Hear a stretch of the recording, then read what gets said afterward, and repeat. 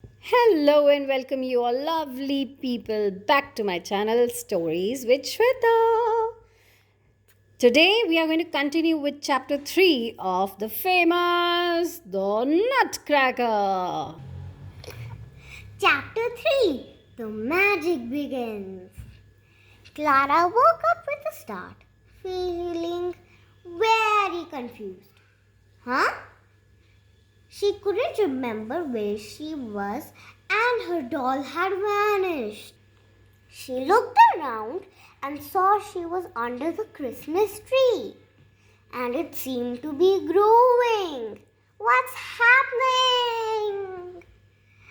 But the tree wasn't growing, she was shrinking.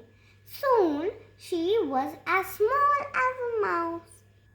Out of the corner of her eye, Clara thought she saw something leaping around. Frightened, she darted behind a present and heard the tree rustle behind her. Clara spun around. "Don't be afraid, Clara. I won't hurt you," said a friendly voice. Clara was astounded. "But you look like..." Her doll had come to life. "I am the Nutcracker Prince," he said with a bow, "and I am here to protect you. The kitchen mice are plotting to kidnap you." The prince pulled out a whistle and gave a shrill blow. At once, the lid of the toy box flew open and a long line of toy soldiers marched out. Standing in rows, they Saluted. the prince. "Attention!" he cried. "Clara needs our help. Prepare yourself for battle, men. Wheel out the cannon." Mice began to appear in the shadows. Slowly they crept closer. Clara hid behind the prince. "Steady, men! Steady!" he shouted. "Wait for the signal and fire!" Huge lump of cheese flew from the cannons and struck down several mice. Some lumps landed in the corners and other mice scrambled after them. "Excellent work, men!" roared the prince. At last the mouse had vanished, but the fight wasn't over yet. "Bravo!" said an evil voice from the shadows.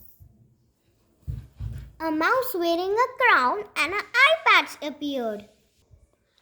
"That's the Mouse King," the prince whispered to Clara.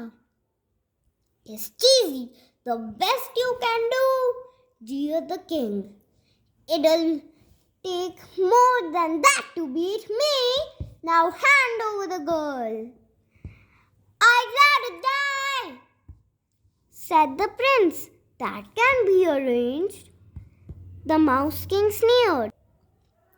Soon the prince and the Mouse King were locked in the battle. Their swords clanged as they danced around the room. "I'll make cream cheese out of you. Take that, you rascally rodent." Then disaster struck. The prince tripped on a lump of cheese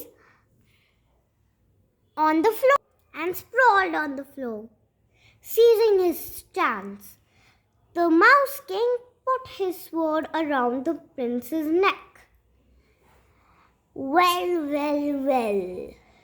I'm going to enjoy this," he said, laughing. As the Mouse King pulled back his sword, Clara whipped off her shoe and threw it as hard as she could at his head. He fell in a heap on the floor, knocked out cold. Now that is the end of chapter 3 for you all. To be continued, guys. Hope you all enjoyed it. Have fun and like and subscribe the channel. Bye bye.